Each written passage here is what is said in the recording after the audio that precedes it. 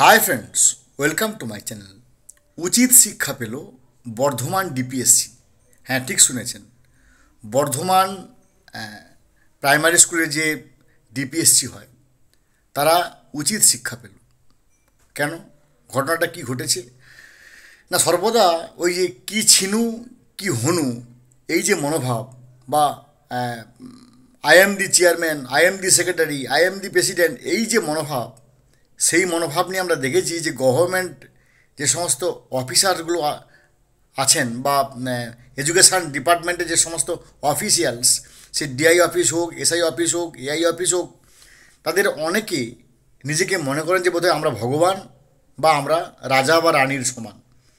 এবং সেই মনোভাব তারা শিক্ষকদের সঙ্গে পোষণ করে। যখন তারা শিক্ষক শিক্ষিকা কোনো কাজে যান বা কোনো কাজ নিয়ে যান, তখন দেখা যায় যে ওই সমস্ত ডিপিএসসি হোক, কিংবা এসআই অফিস হোক, কিংবা এআই অফিস হোক, কিংবা ডিআই অফিস হোক, অনেকেই কিন্তু, কখনো সবাই নয়, তার একটা সার্টেন পার্সেন্ট মনে করেন যে তিনিই বোধ হয় সর্বে সর্ব।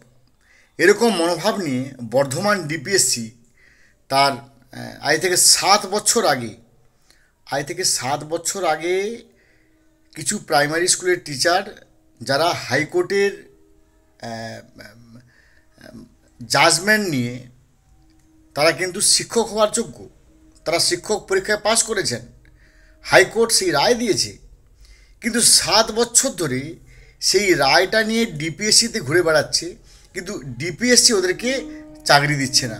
নানা রকমভাবে ফন্দি ফিকির করে আজকে এটা নেই, আজকে ওটা নেই, আজকে সেটা নেই, এইভাবে 7 বছর ধরে বর্ধমান ডিপিএসসি ওই সমস্ত শিক্ষকদের সঙ্গে এক প্রকার অমানবিক আচরণ করছেন।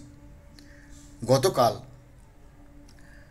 গত পরশু মাফ করবেন গত পরশু কলকাতা হাইকোর্টের জাস্টিস হরিশ টন্ডন এবং জাস্টিস প্রসেনজিৎ বিশ্বাসের ডিভিশনাল বেঞ্চে এক প্রকার তুলোধনা করলেন বর্ধমান ডিপিএসসিকে, এবং বলা হলো যে স্টিপুলেটেড টাইম, একটা নির্ধারিত সময়ের মধ্যে ওই সমস্ত মামলাকারী যারা 7 বছর ধরে কি যন্ত্রণায় মরিচে পাথরে নিষ্ফল মাথাকুটে ঘুরে বেড়াচ্ছে 7 বছর ধরে, ওদেরকে চাকরি দিতে হবে। এবং যেহেতু ওদেরকে আপনারা 7 বছর ধরে ঘুরিয়েছেন, তার জন্য 5 লক্ষ টাকা জরিমানা দিতে হবে। ভাবুন ফ্রেন্ডস, 10 টাকা, 20 টাকা, 50 টাকা, 100 টাকা, 200 টাকা নয়, একেবারে 5 লক্ষ টাকা জরিমানা। তাও আবার রেসপন্ডেন্ট 8 থেকে, বা পিটিশনার 8 থেকে পিটিশনার 10, বা আরও ভালো করে বলতে গেলে যতজন মামলাকারী আছে, প্রত্যেক মামলাকারীকে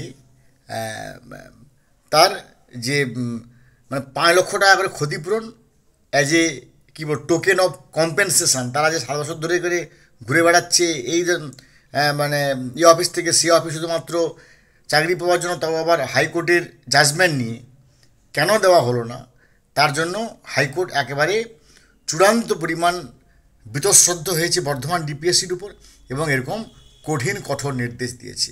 তো ফ্রেন্ডস, এই কঠোর নির্দেশ নিঃসন্দেহে ভালো, কারণ এর ফলে কি হবে, ওই যে বললাম, I am the secretary, I am the president, I am the chairman, এই মনোভাব নিয়ে যে সমস্ত অফিসাররা তার মত পোষণ করছেন, গড়ে উঠছেন, বড় হচ্ছেন, যে বোধহয় আমি বিশাল বড় একজন অফিসার, তারা কিন্তু একটা মারাত্মক ওয়ার্নিং পেল।